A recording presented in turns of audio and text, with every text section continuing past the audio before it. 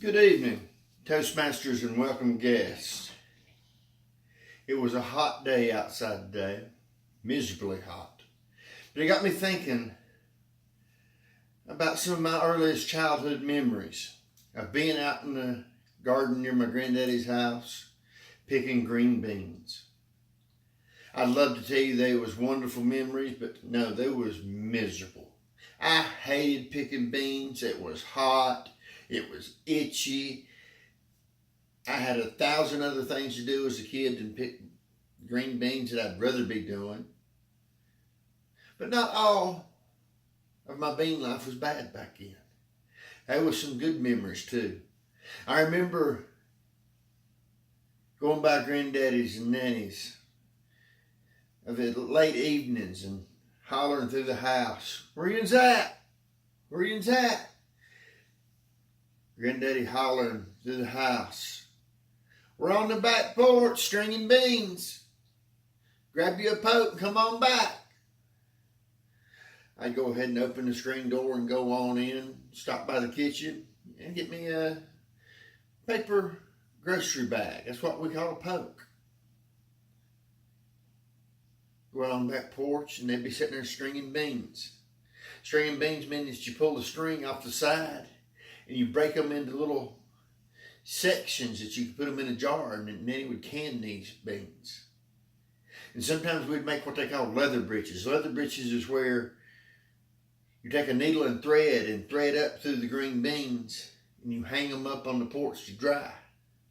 Later on that winter, when times was hard, you could always go out on the porch and grab a thing of these dried beans, let them soak in water for 2 or 3 days, boil them in lard 2 or 3 days, and they'd almost be soft enough to be considered leather. That's why they got the name leather breeches.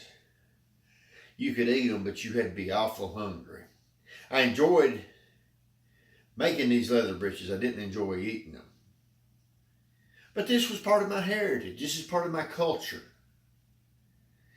You see, we have a long line of mountain people in my heritage. We came from Scotland in the 1700s. Come to New York. We migrated down the Appalachian Mountains till we got to Yancey County, North Carolina. We traded 2 horses for 200 acres of land. We lived off this land for the next 100 years. We hunted it. We farmed it. We mined it. We survived off this land. This was our heritage, our culture. Another thing that's our heritage and culture is the language that we developed. Some people call it the Appalachian dialect. The Appalachian dialect is one of the oldest dialects in the United States. It goes back to Elizabethan English. We were so isolated that as the rest of the country moved forward, we kept the old language. We liked it. It worked good for us. Yet, in some circles, the dialect is frowned upon. But I'm quite proud of my Appalachian dialect. All kinds of cultures have their dialects. A friend of mine spoke sign language. He was an interpreter. He told me about how in different parts of the country, different sign languages, whole phrases would be different in California than they were here. Or up in New York, and the shape of the sign may be slightly different than it is down here. To some of my African American friends who would not ask you a question, but they'd ask you a question.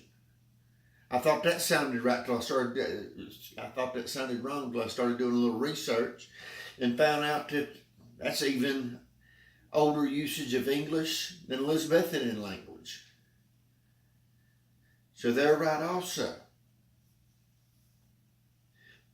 Some Mexican friends of mine, same way. They talked about how on the eastern side of Mexico, they spoke a Spanish that was more reminiscent of Spain, whereas on the West Coast, the Native American influence changed the Spanish language some. And they all agreed on one thing: don't even try to talk Spanish in Texas. It ain't Spanish and it ain't English. You're a friend of mine, when I first joined Toastmasters, told me, says, you need to find you some G's. I says, do what? G's. You don't say hunting or fishing. When you talk, you're saying hunting and fishing. I'm proud of that. We don't give other cultures the same hard time. I know friends from Boston. They sure can't find no R's up there. There's bars and cars, but they ain't having no bars and cars. So what is it about the Appalachian language that is so wrong? I was reminded the other day about two famous Americans, that Appalachian Americans that left the mountains and went to Texas. Davy Crockett and David Bowie. They went to fight in the Spanish-American War in Mexico. After the war was over, their families stayed there. And to this day, you can still find pockets in Texas that speak the exact same Appalachian dialect as you hear the natives of Western North Carolina speaking today.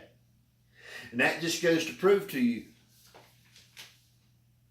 you can take the man out of the Appalachians, but you can't take the Appalachian out of a man.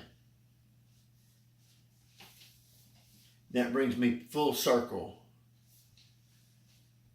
back to sitting on the back porch with Granddaddy and Nanny, stringing beans, shucking corn,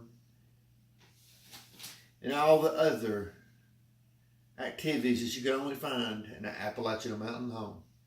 And I'm proud to be an Appalachian American. Thank you.